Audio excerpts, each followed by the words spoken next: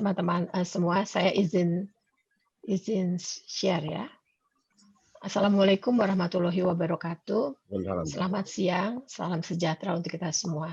Teman-teman sekalian, jika tadi kita sudah mendengarkan Bu Ova yang menceritakan secara garis besar apa yang diharapkan dari teman-teman di rumah sakit pendidikan, kebijakan-kebijakan apa yang diharapkan bisa diturunkan dari Kementerian Kesehatan.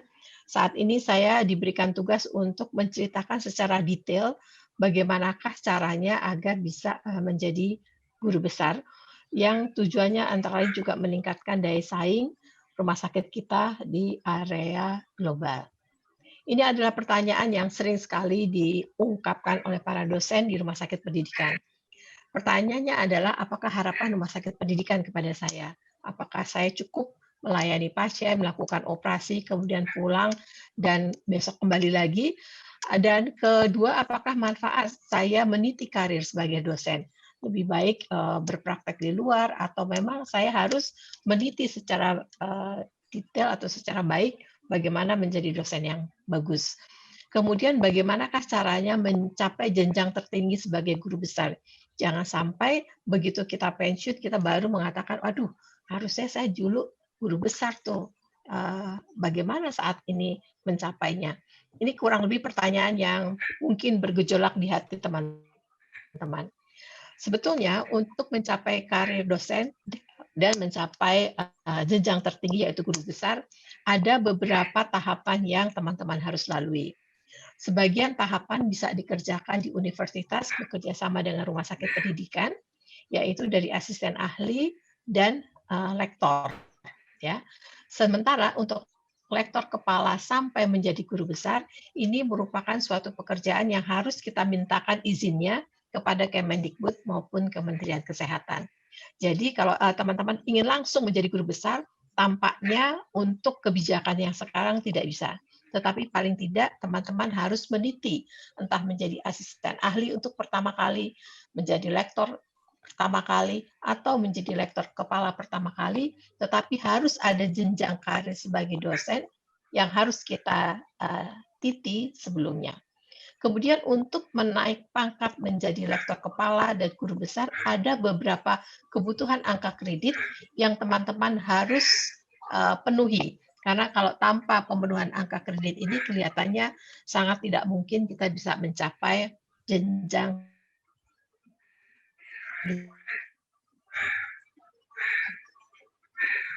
ada lektor kepala 500 angka kredit, 700, dan untuk jadi guru besar itu harus mencapai angka kurang lebih 850 angka kredit atau sering juga kita sebut sebagai KUM.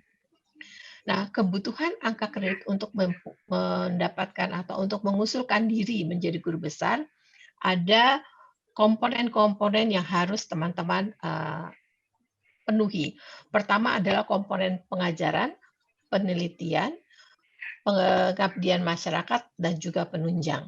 Pengajaran ini kalau KUM-nya 800, itu kurang lebih 35%-nya harus merupakan pengajaran, penelitian termasuk publikasi di sini 45%, untuk pengabdian masyarakat maksimum 10%, dan untuk penunjang maksimum 10%.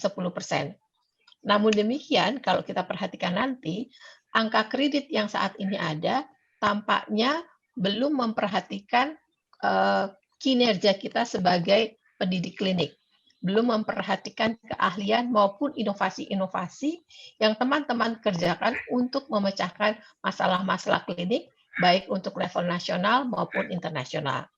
Kemudian kalau teman-teman menjadi guru besar, itu harus memiliki ijazah S3 saat ini. Namun demikian, di Universitas Indonesia, subspesialis yang saat ini memiliki KKNI tingkat 9 itu dapat disetarakan dengan S3. Namun demikian, teman-teman mesti mencek kembali apakah hal ini juga terjadi di Fakultas Kedokteran teman-teman, karena kadang-kadang ada beberapa hal yang tidak sama. Ini adalah perjalanan yang harus kita lalui jika kita ingin menjadi lektor kepala atau guru besar.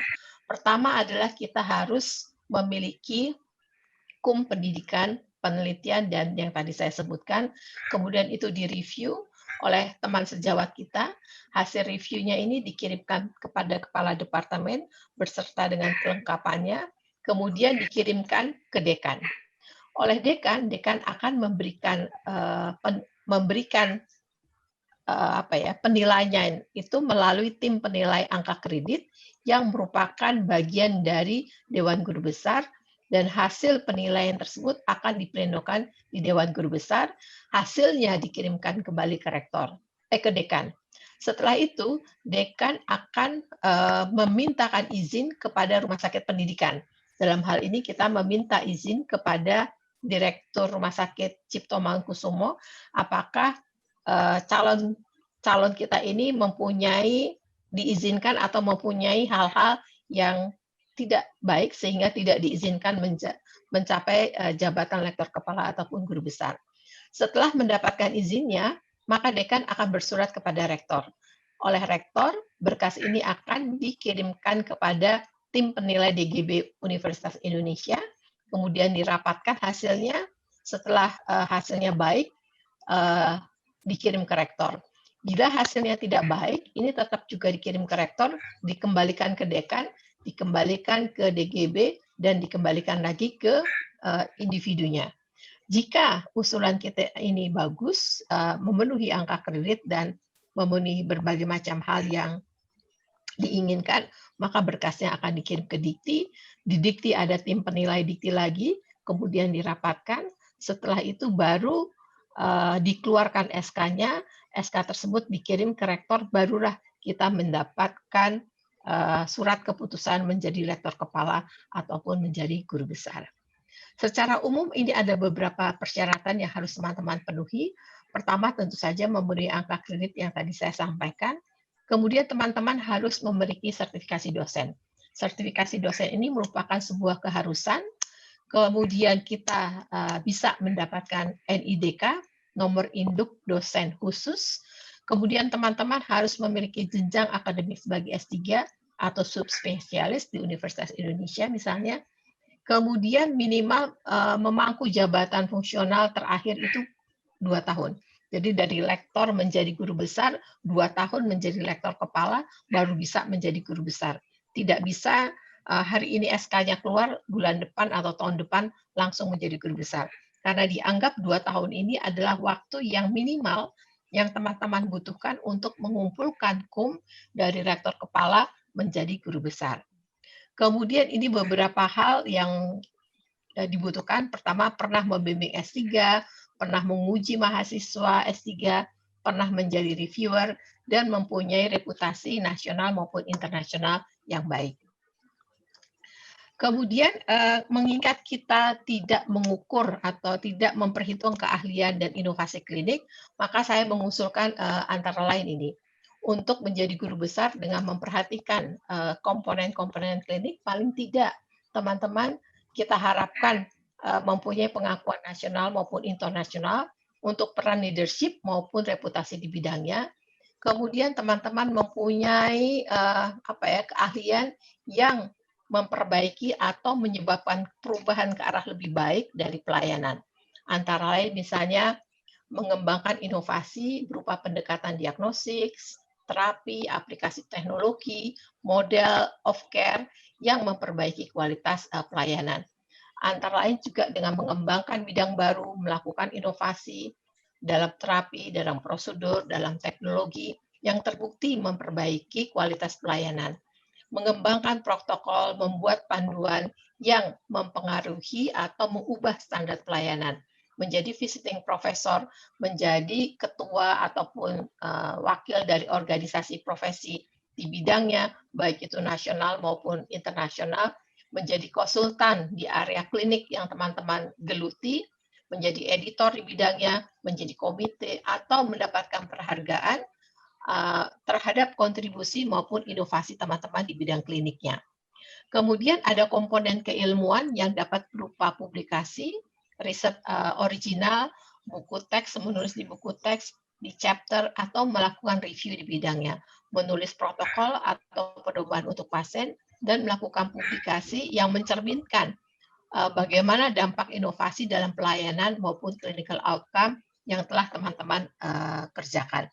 Ini semua yang saya sebutkan saat ini eh, belum merupakan komponen yang secara 100% dicantumkan di dalam persyaratan untuk menjadi guru besar seorang dosen atau seorang profesor klinik.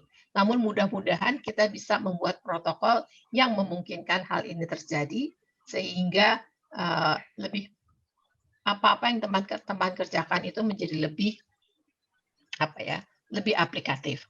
Nah, untuk itu seperti yang disampaikan oleh Prof. Ova, kita ingin mengusulkan kepada yang terhormat Profesor Kadir sebagai Dirjen maupun Ibu Kirana mungkin hadir sebagai Ketua PPSDM dan juga teman-teman di PAN. Usulan ini antara lain begini bunyinya.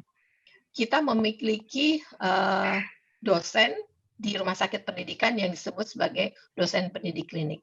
Alangkah baiknya kalau dosen di kedokteran itu, termasuk dosen di rumah sakit pendidikan itu mengikuti peraturan yang tertulis di dalam Undang-Undang Pendidikan Kedokteran dan diturunkan pada PP 52 2017, yaitu dosen kedokteran atau dosen klinik atau dosen pendidik klinik itu tetap kita tetapkan sebagai dosen. Kemudian kami berharap Kementerian Kesehatan walaupun saat ini sudah mendukung, tetapi memberikan dukungan yang lebih kuat lagi agar staf di rumah sakit pendidikan dapat meniti karirnya sebagai dosen dan mendorong agar mampu mencapai jabatan sebagai jabatan fungsional dosen yang tertinggi, yaitu guru besar. Kami juga berharap bahwa jabatan fungsional dosen, jumlahnya maupun kualifikasinya ini masuk di dalam kriteria akreditasi rumah sakit pendidikan. Jadi, sebagai rumah sakit pendidikan, ada hal-hal spesifik yang dapat dipakai sebagai ukuran baik atau kurang baiknya sebuah rumah sakit pendidikan. Dan Ya, kami berharap, dua kalimat lagi ya, Prof. Ya, ya. Dan kami berharap ada bentuk reward dari Kementerian Kesehatan, baik itu berupa remunerasi maupun usia pensiun yang disamakan dengan guru besar di Dikti, yaitu menjadi 17 tahun lagi, 70 tahun. Baik, terima kasih. Wassalamualaikum warahmatullahi wabarakatuh.